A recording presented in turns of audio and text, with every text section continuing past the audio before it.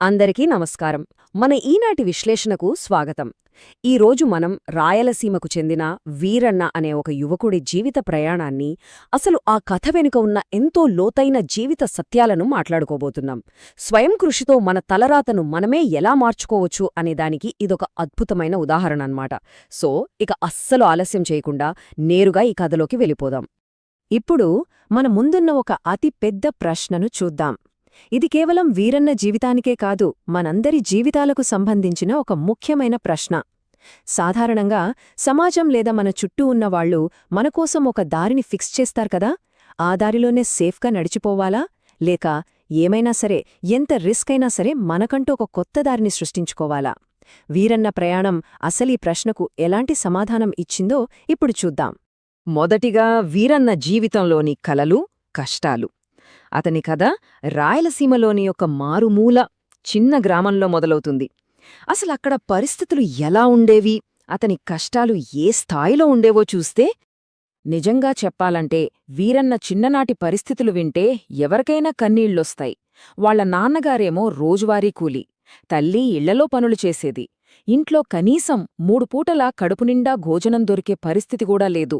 రాత్రిళ్ళు కరెంటు లేకపోతే ఒక చిన్న కిరోసిన్ దీపం పెట్టుకుని పాత పుస్తకాలు చదువుకునేవాడు. ఎన్నోసార్లు ఏమీ తినకుండానే ఆకలితో పడుకున్న రోజులున్నాయి. కాని ఆకలి కడుపును మాడుస్తున్నా సరే చదువుకోవాలనే అతని ఆశను మాత్రం ఏమాత్రం చంపలేకపోయిందనే చెప్పాలి. ఇక్కడ ప్రాబ్లం కేవలం పేదరికం మాత్రమే కాదు, చుట్టుపక్కల జనాలు అనే మాటలింకా దారుణంగా ఉండేవి. నీ తండ్రిలాగే నువ్వు ఆ కూలిపనికే పనికొస్తావు, అనవసరంగా పెద్ద పెద్ద కలలు కనొద్దు అని రోజూ సూటిపోటి మాటలతో అతన్ని దెబ్బతీసేవాళ్లు. ఆ మాటలు రోజూ వినిపిస్తూనే ఉండేవి. కాని ఆ విమర్శలన్నీ బయట మాత్రమే. అతని లోపల మాత్రం నేనేదో ఒకటి సాధించి తీరుతానో అనే ఇంకో బలమైన స్వరం వినిపిస్తూనే ఉండేది. అయితే అతని ఆలోచనా విధానాన్ని మొత్తంగా మార్చేసి సింహంలాంటి స్ఫూర్తినిచ్చిన ఆ సంఘటనేంటో ఇప్పుడు చూద్దాం. ఒకరోజు వీరన్న వాళ్ల ఊరి బయట ఉన్న కొండదారిలో నడుస్తూ ఉన్నాడు. అక్కడతను ఒక అద్భుతమైన దృశ్యాన్ని గమనించాడు. ఒకవైపేమో గొర్రెల మంద భయంతో ఒకదాని వెనక ఒకటి గుంపుగా వెళ్ళిపోతున్నాయి. కాని కాస్త దూరంలో ఒక సింహం ఒంటరిగా దర్జాగా నిలబడి ఉంది. దాని కళ్లల్లో అస్సలు భయం లేదు, ఎవరికీ తల వంచడం లేదు. ఆ ఒంటరి సింహం ఆత్మవిశ్వాసం, ఈ గొర్రెల మంద భయం, ఈ రెండింటి మధ్య ఉన్న తేడా వీరన్న మనసులో ఒక బలమైన ముద్ర వేసేసింది. ఆ క్షణమే, ఆ సింహాన్ని చూసినప్పుడే అతని జీవితంలో అతిపెద్ద మార్పు వచ్చేసింది. అప్పుడే తను ఒక స్ట్రాంగ్ డెసిషన్ తీసుకున్నాడు. ఎవ్వరో గీసిన గీతలో నేను నడవను, నా గీత నేనే గీసుకుంటా అని. ఈ ఒక్క నిర్ణయం అతని ఉదయం 4 గంటలకే నిద్రలేచేలా చేసింది. పగలు కూలిపనికి వెళ్లటం, రాత్రంతా కూర్చుని చదువుకోవటం. ఒళ్ళు అలసిపోయి కళ్ళు మూసుకుపోతున్నా సరే అతనిలోని ఆ కసి అతని నిద్రపోనివ్వలేదు. ఈ కాన్ఫిడెన్స్ ఏ రేంజ్కి వెళ్ళిందంటే, ఒకసారి ఊళ్ళో కొందరు కుర్రాళ్ళు వీరన్నను చూసి, ఏంట్రా నువ్వు ఏకంగా కలెక్టర్ అవుతావా అని ఎగతాళి చేశారు. దానికి వీరన్న అస్సలు ఏ మాత్రం తడుముకోకుండా ఇచ్చిన కౌంటర్ ఇది. గొర్రెలకు భయం కాబట్టి గుంపులో వెళ్తాయి, సింహానికి తనమీద తనకు నమ్మకం కాబట్టి ఒంటరిగా వెళ్తుంది అని నవ్వుతూ చెప్పేశాడు. ఆ కౌంటర్ అర్థం కాక వాళ్లు నవ్వుకుంటూ వెళ్ళిపోయారు. కాని వీరన్న మాత్రం ఆ సింహంలాగే తన దారిలో తను ముందుకు వెళ్తూనే ఉన్నాడు. ఇకపోతే మొదటి అపజయం. ఇక్కడ కథ సాఫీగా ఏం సాగిపోలేదండి. ప్రతి గొప్ప ప్రయాణంలోనూ ఒక చీకటి సమయం వస్తోంది కదా, అలాంటి ఒక కష్టకాలాన్నిప్పుడు చూద్దాం. అసలు పగలు కూలిపని చేస్తూ రాత్రంతా చదువుతూ అతను చేసిన ఆ భయంకరమైన కష్టం, ఆ నిద్రలేని రాత్రులు ఫైనల్గా అతను అనుకున్న రిజల్ట్ని ఇచ్చాయా? తన మొదటి ప్రభుత్వ ఉద్యోగ పరీక్ష రిజల్ట్స్ వచ్చినప్పుడు అసలు ఏం జరిగిందో తెలుసా? చాలా బాధాకరమైన విషయమేంటంటే, తను ఫస్ట్ అటెంప్ట్లోనే ఫెయిల్ అయ్యాడు. ఆ రిజల్ట్ చూసిన క్షణంలో ఒక్కసారిగా అతని ప్రపంచం ఆగిపోయింది. గుండె ముక్కలైపోయింది. ఇంట్లో ఒక మూలన కూర్చుని పసిపిల్లాడిలా ఏడ్చేశాడు. నేను ఎంత కష్టపడినా ఇలా ఓడిపోతున్నానేంటి అని కుంగిపోయాడు.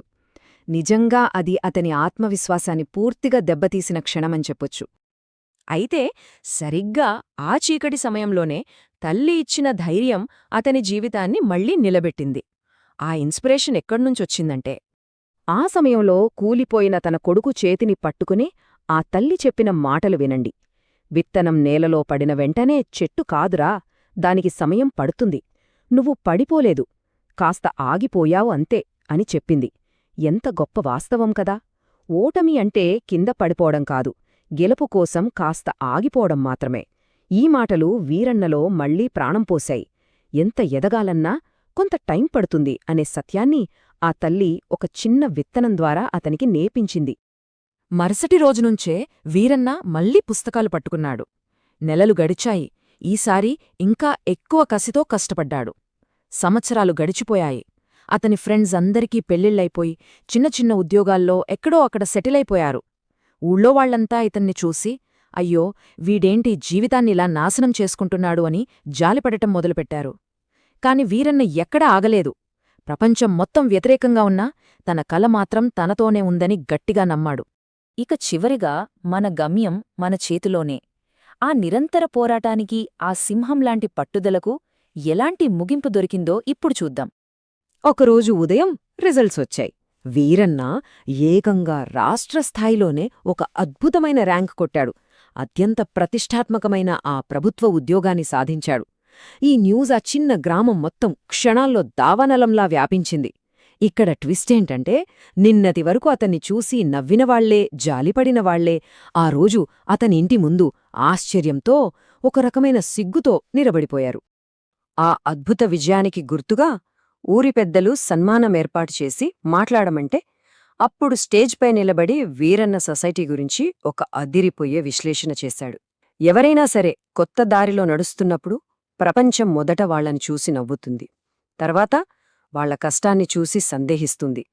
కాని వాళ్లు సాధించిన తర్వాత అదే ప్రపంచం చివరికి వాళ్లకు చప్పట్లు కొడుతుంది. ఇది అక్షరాల పచ్చి నిజం కదా! ఆ సన్మాన సభలో అతను చెప్పిన ఇంకో ఇంపార్టెంట్ పాయింట్ ఏంటంటే, తనను ఎగతాళి చేసిన వాళ్లమీద అతను ఎలాంటి కోపమూ పెట్టుకోలేదు. ఎందుకంటే తను గెలిచింది సమాజం మీద కాదు, తన పేదరికం మీద కాదు, తన లోపల ఉన్న భయాలమీద. గొర్రెలా ఆ గుంపులో కలిసిపోకుండా సింహంలా తనపై తాను నమ్మకం ఉంచుకోవడం వల్లే ఆ విజయం సాధ్యమైందని చాలా క్లియర్గా చెప్పాడు. అసలు సిస్సలైన గెలుపు అంటే బయట పరిస్థితుల మీద సాధించేది కాదు, మన లోపలి భయాలను జయించడం వల్లే వస్తుంది.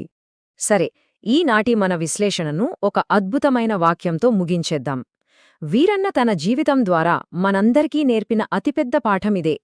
మనం ఏ ఇంట్లో పుట్టాలి, ఎలాంటి పరిస్థితుల్లో పుట్టాలి అనేది అస్సలు మన చేతుల్లో ఉండదు. కానీ మన జీవితం ఎక్కడికి చేరాలి, మన గమ్యం ఏమిటి అనేది మాత్రం 100% మన చేతుల్లోనే ఉంటుంది. మరి ఈ ప్రయాణం గురించి తెలుసుకున్నాక మనలోని భయాలను వదిలేసి ఆ రాయలసీమ సింహంలా మనకంటూ ఒక స్వంత దారిని సృష్టించుకోవడానికి మనం రెడీగా ఉన్నామా? ఆలోచించండి. ఈ విశ్లేషణ ద్వారా మీకు మంచి స్ఫూర్తి దొరికిందని ఆశిస్తున్నాను. ఉంటా.